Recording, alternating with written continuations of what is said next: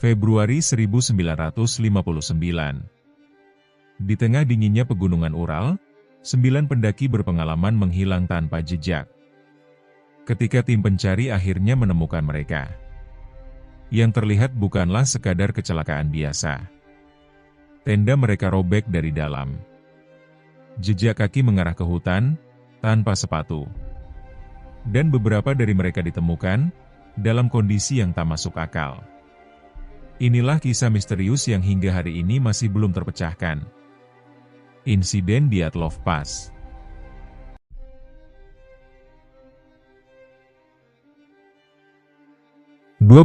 Januari 1959, 10 pendaki berpengalaman yang dipimpin oleh Igor Dyatlov, terdiri dari Zinaida Kolmogorova, Lyudmila Dubinina, Rustem Slobodin, Yuri Doroshenko, Georgi Krivonischenko, Alexander Kolevatov, Nikolai Tibeaus-Brignole, Semyon Zolotaryov, dan Yuri Yudin, berangkat dari desa Ivdel, Sverdlov, menuju Gunung Otorten dan wilayah utara Ural. Salah satu anggota, Yuri Yudin, kemudian mundur karena sakit. Sisanya 9 orang melanjutkan perjalanan via stasiun Vizhai dan pondok kedua wilayah utara, lalu menapak Gunung Otorten. Rute resmi mereka tercatat, dan tim menutup perjalanan dengan mendirikan tenda di ketinggian 1079 meter pada lereng utara Holat Shahl, secara harfiah, Gunung Mati, pada petang 1 Februari 1959. Cuaca malam itu sangat dingin, minus 25 derajat Celcius, dengan angin kencang, kata Batik.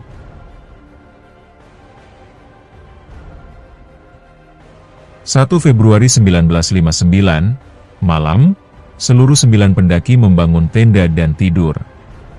Pada suatu saat setelah tengah malam, entah karena alasan belum jelas, ke-9 orang itu melarikan diri ke dalam kegelapan malam, meninggalkan tenda dengan sebagian besar pakaian dan alas kaki di dalamnya.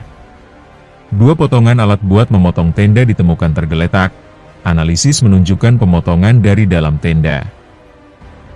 2 Februari 1959, tidak ada catatan pasti tentang peristiwa hari itu, tetapi tak ada kontak dari tim Dyatlov. Ke-9 pendaki tidak pernah kembali sesuai jadwal. 20 Februari 1959, pihak klub olahraga dari Universitas Ural, yang tidak mendapat kabar selama 3 minggu, melaporkan tim Dyatlov hilang. Pencarian resmi dilancarkan menuju wilayah lereng Gunung Otorten. 26 Februari 1959, tim pencari menemukan tenda terbalik di ketinggian 1079 meter pada lereng utara Holat Shahl. Tenda dalam posisi asli tetapi tertutup salju, sekitar 2-3 meter tertimbun. Di sekitar tenda ditemukan perlengkapan pendakian tertata rapi. 8 pasang ski terpasang di bawah tenda, 9 pasang sepatu tertinggal di dalam tenda, pakaian hangat, jaket, mantel tebal, disimpan di bagian atas tenda, dan berbagai perlengkapan lain, kompor, makanan, logistik. Tetap utuh. 26 Februari 1959, dekat lokasi tenda, sekitar 500-800 meter ke arah hutan, tim pencari menemukan 2 jenazah pertama, Yuri Doroshenko dan Yuri Krivonischenko. Keduanya ditemukan terbaring di salju hanya mengenakan pakaian dalam, celana dalam dan kaos tipis, dekat api unggun kecil yang telah dibuat. Autopsi menunjukkan kedua pria muda, 21 dan 23 tahun, meninggal karena hipotermia. Krivonischenko memiliki luka bakar ringan dan bekas gigitan di jari tangannya sendiri. 27 Februari 1959, tim pencari menambah 3 jenazah lagi. Igor Dyatlov dan Zinaida Kolmogorova ditemukan sejauh 300-350 meter dari tenda dalam posisi seakan kembali ke arah tenda. Rustem Slobodin ditemukan tidak jauh dari mereka kurang lebih 630 meter arah hutan, juga tengah melangkah pulang. Ketiganya hanya mengenakan sedikit pakaian dan kondisi tubuh menampakkan tanda hipotermia. Autopsi Slobodin mengonfirmasi kematian akibat pembekuan, dengan sejumlah luka ringan akibat jatuh. Dyatlov dan Kolmogorova pun dinyatakan mati pembekuan. Mei 1959 setelah salju mencair, seorang pemburu suku Mansi menemukan pondok salju atau benteng sekitar 1 km ke selatan tenda. Di dalamnya terbaring 4 jenazah tersisa: Alexander Kolevatov, Nikolai Tibeaus-Brignole, Semyon Zolotaryov, dan Lyudmila Dubinina. Ketiganya ditemukan terbungkus salju, 2 jenazah di dalam gua, 2 lainnya dekat pintu gua. Investigasi selanjutnya menemukan bahwa 2 dari mereka, Zolotaryov dan Dubinina, mengalami trauma hebat pada dada, sementara Tibeaus-Brignole mengalami patah tengkorak parah. Dubinina juga kehilangan semua jaringan mata, mata kosong, dan lidahnya tidak ditemukan. Kolevatov adalah satu-satunya yang ditemukan relatif tidak terluka, diduga meninggal karena hipotermia. Temuan resmi dan otopsi, rangkaian hasil pemeriksaan forensik tercantum dalam laporan resmi.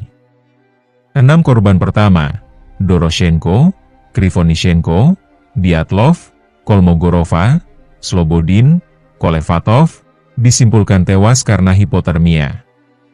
3 korban lain, Zolotaryov, Dubinina, Tibeaus-Brignole, mengalami cedera fisik fatal, Zolotaryov dan Dubinina dengan dada remuk, Tibeaus-Brignole dengan patah tengkorak.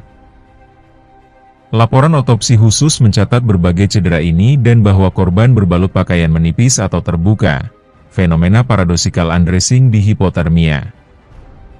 Sebagai contoh, Dubinina, 20, dicatat mengalami kerusakan hebat di tenggorok, dada remuk parah, sedangkan luka wajah, hanya luka gores, dinyatakan bersifat pasca mortem.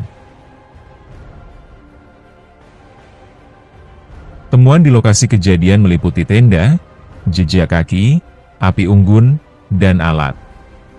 Protokol penemuan tenda, 28 Februari 1959, mendetail, tenda dalam keadaan utuh dengan pintu terpotong dari dalam, 8 pasang ski tersusun di bawah tenda, dan 9 pasang sepatu tergantung pada posisi kepala tenda. Semua perlengkapan, makanan, barang pribadi ada di tenda, menunjukkan para pendaki meninggalkan tenda secara tergesa-gesa, tanpa kesempatan mengambil perlengkapan cuaca dingin. Selanjutnya, tim pencari melihat bekas api unggun dekat jenazah awal, sabit, tas, dan peralatan lain sepanjang jalur menuju hutan. Lokasi terakhir, gua salju, berisi tulang belulang dan sisa-sisa jaket serta celana pendek, menunjukkan korban di dalamnya pun keluar dari pakaian luar. Penyelidikan kriminal Soviet yang segera digelar, dengan penyidik dan medis forensik berpengalaman, tidak menetapkan tersangka pelaku. Laporan resmi menyatakan penyebabnya adalah kekuatan alam memaksa. Artinya, kejadian tersebut diklasifikasikan sebagai musibah tanpa pihak pelaku. Laporan otopsi rinci menunjukkan sebagian besar kematian karena hipotermia, namun 4 korban memiliki luka tak biasa, patah dada tengkorak, dan beberapa kehilangan bagian tubuh. Temuan radioaktivitas pada pakaian beberapa korban, karena kontaminasi lingkungan, bukan ledakan nuklir aktif, dan laporan saksi tentang bola cahaya oranye di langit malam itu memperbanyak spekulasi, tetapi diselidiki lebih lanjut oleh ilmuwan iklim dan fisikawan. Pada tahun 2019, Jaksa Agung Rusia membuka kembali kasus ini. Investigasi ulang oleh aparat Rusia, prokuratur dan komite investigasi, menyatakan bahwa longsoran salju adalah penyebab yang paling mungkin. Tumpukan salju miring di lereng atas dapat ambruk dan menghantam tenda kecil tersebut. Menurut skenario ini, kejadian tersebut tidak terdeteksi sebagai longsoran karena sudut lereng hanya 30, dan longsoran yang dilepaskan kecil, longsoran slab. Teori ini menjelaskan mengapa pendaki panik keluar tenda, melihat gundukan salju berbahaya, lalu membangun api dan menggali gua salju untuk berlindung, hingga runtuhnya gua salju melukai yang berada di dalamnya. Hasil penelitian lapangan terbaru, Johann Gaumach Alexander Puzrin, 2021, memodelkan fenomena ini. Mereka menemukan bahwa topografi tidak teratur, lereng miring kecil tempat tenda, dan salju akumulasi akibat angin katabatik dapat memicu longsoran lempengan yang cukup kuat untuk menghasilkan cedera fatal, tulang dada pecah, namun konsisten dengan kerusakan fatal yang ditemukan.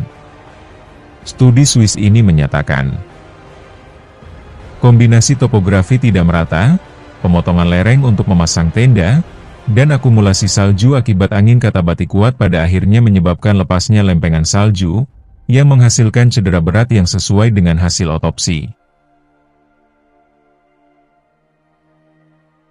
Berbagai sumber, laporan resmi Soviet, buku investigatif, artikel modern, seringkali mencatat fakta dasar yang sama tapi menyajikan penekanan berbeda. Misalnya, laporan Soviet murni mencatat temuan fisik dan simpulan kekuatan alam tanpa menyebut detail teori. Sumber barat seperti History.com atau Big Thing menyoroti cerita dramatis, api unggun, mulut tergigit, kelalaian pakaian, serta hipotesis konspirasi, uji coba senjata, UFO. Buku investigasi dan artikel ilmiah menilai ulang bukti forensik dan iklim untuk mendukung teori yang konsisten secara fisik, seperti longsor lempengan.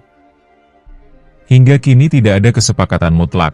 Misalnya, walau investigasi 2019 sampai 2020 berkesimpulan longsor salju, beberapa pihak, keluarga korban, ekspedisi independen, menyaksikan, menyoroti kekurangan bukti langsung longsor, seperti puing khas longsor. Ketidakpastian juga muncul dari angka waktu yang tak terekam, jam persis pelarian tenda tidak pasti, dan perbedaan penafsiran luka-luka. Beberapa teori besar dikemukakan untuk menjelaskan tragedi ini. Berikut disorot hipotesis utama beserta argumen pendukung dan bantahannya. Longsoran salju. Pro.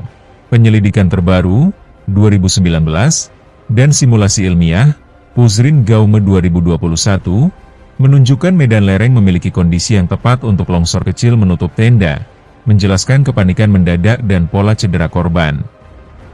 Kedalaman salju dan angin kencang Katabatik juga mendukung akumulasi longsor. Kontra.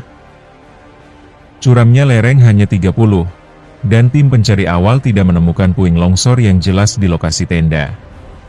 Patahnya tulang dada pun jarang pada korban longsor normal, meski penjelasan model slab mengklaim konsistensi dengan luka. Infrasound angin Katabatik.